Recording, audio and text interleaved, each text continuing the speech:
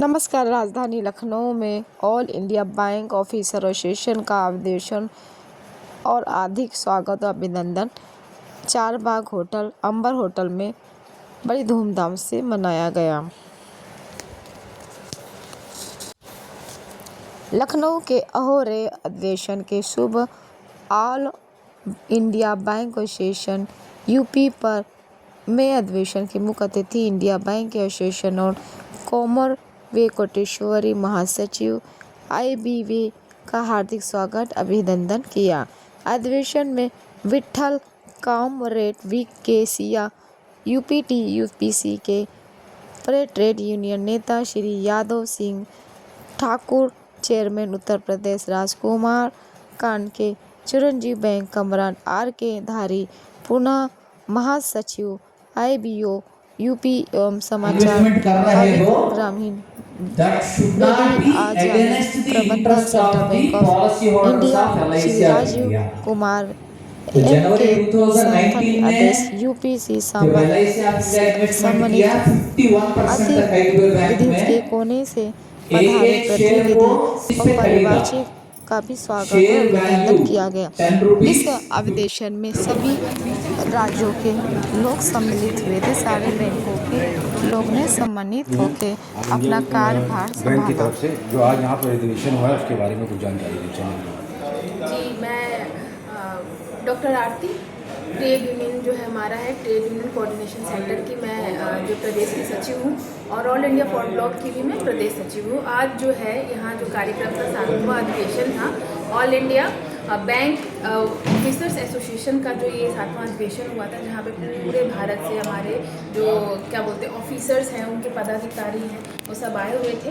और trade union और ये जो all India bank officer association का जो योगदान रहा है राष्ट्रीय बैंकों को बचाने का, हमारे सोशल सिक्योरिटी को बचाने का, राष्ट्रीय संपदा बचाने का, उस पूरे जो योगदान रहा है उसको याद करने का दिन था। आज यहाँ पे इसका अधिवेशन किया गया है, क्योंकि लगातार एक निजीकरण का जो दौर चल रहा है, जिसको कहते हैं लिबरलाइजेशन, ग्लोबलाइजेशन एंड प्राइवेटाइजेशन। अब निजीकरण के दौर में जिस हिसाब से लगातार जो सरकारी राष्ट्रीयकृत बैंक है उनका विलय किया जा रहा है। दूसरी समस्या यह है कि जो हमारे जितने भी ऑफिसर्स हैं, जो भी वर्कर्स हैं, उनके ऊपर वर्कलोड बहुत बढ़ रहा है, उनके काम के घंटे बढ़ रहे हैं। तो 140 करोड़ की जनसंख्या में एक तो ये कम ऑफिसर्स के ऊपर ये बोझ बढ़ रहा है, और जो वर्कर्स हैं, first class, second class, third class के जो ऑफिसर्स रैंक के जो लोग हैं या जो नीचे के वर्कर हैं, वो इस बात से बहुत परेशान है कि ओवर वर्कलोड है, ट्रांसफ़र का प्रॉब्लम है, और कई बार ये डिस्प्यूट बहुत ज़्यादा बढ़ जा रहा है कि ये किस तरह का वर्कलोड चल रहा है, किस तरह की सरकार है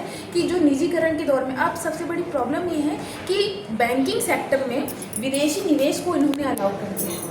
पहले 49 से ज़्यादा नहीं हो सकता था, अब लेकिन इस सरकार के आने के बाद 51 हो गए। जैसे IDBI बैंक है, उसकी समस्या यह है कि उसको जो है पूरा निजी हाथों में बेचने की एक मुहिम चल रही है। तो जिसको बचाना है हमें, अगर निजी निवेश इसमें होगा तो सबसे ज़्यादा क्या है, आज देखिए जब से ये भाजपा सरकार आई है तब से हजार लोग लाखों करोड़ रुपए लेकर के भाग गए। विजय माल्या का एक केस था, नीरव मोदी का दूसरा केस था, और लगातार ऐसे लोग मतलब ये किसका पैसा लेके भाग रहे हैं, जो लाखों करोड़ हजारों करोड़ रुपए लेके भाग रहे हैं, दरअसल जनता की गाढ़ी कमाई का पैसा है, मेहनत का शो का पैसा है। ग्रामीण बैंकों को इन्होंने कह दिया है कि आपका लंच और ख़त्म कर दिया जाएगा। देखिए, ट्रेड यूनियन की बड़ी लड़ाई रही है, और ये आज से नहीं रही है, 1926 से लड़ाई रही है कि भाई वर्किंग आवर्स को 8 घंटे करें, मजदूर गुलाम नहीं होता है। और भारत में कोई भी काम करने वाला व्यक्ति जो किसी संस्थान में काम करता है, भले वो कोई पदाधिकारी हो, कोई ऑफिसर हो या मजदूर रैंक का हो, उसके काम करने के घंटे, उसके मानसिक स्वास्थ्य, उसका शारीरिक स्वास्थ्य और जो सर्वांगीण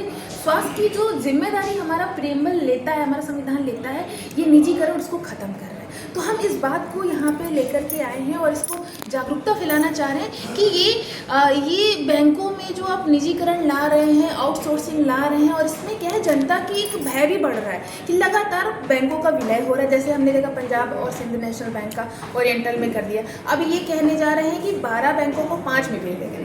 और हमें तब याद करना चाहिए जब हम आज़ाद हुए थे, 1949 में पहली बार रिजर्व बैंक का राष्ट्रीयकरण हुआ, फिर 55 में स्टेट बैंक का वो राष्ट्रीयकरण हुआ, फिर 59 में 69 में फिर जाकर के और 14 बैंकों का राष्ट्रीयकरण हुआ। जैसे कि देखा जाए मैम, ग्रामीण बैंक आपकी यूनियन में नहीं शामिल हुआ, उनके बारे में क्या नहीं, कहेंगे? ग्रामीण बैंक हमारे में शामिल है, उसके तो हमारे यहाँ का जो बड़े पदाधिकारी आए हुए हैं, और हम लोग ही बार बार कह रहे हैं कि ग्रामीण बैंक को लेकर के जो सबसे ज़्यादा रूरल एरिया में होता कौन सा बैंक है? ग्रामीण बैंक होता है। और उस पर एक अधिकारी है, काम करने का वर्कलोड है, ऐसा जगह है कि ना लाइट है, ना कनेक्टिविटी है, ना वहाँ पे रहने की सुविधा है। ऐसी जगह उन रूरल एरिया में सर्विस देने वाले एक बैंक को आप उसकी जो उसके मौलिक अधिकार है, खाने का अधिकार तो सबका होता है, खाने का अधिकार मतलब जीवन का अधिकार, वो आप नहीं छीन सकते हैं। मानसिक दबाव जो है आज इस दौर में इतना बढ़ता चला जा रहा है कि जो वो हैंडल नहीं करने के कारण, और सिर्फ वही नहीं है, ये जो मनी ड्रेन की थ्योरी है कि भारत का जो जनता का पैसा है वो विदेश में चला जाएगा,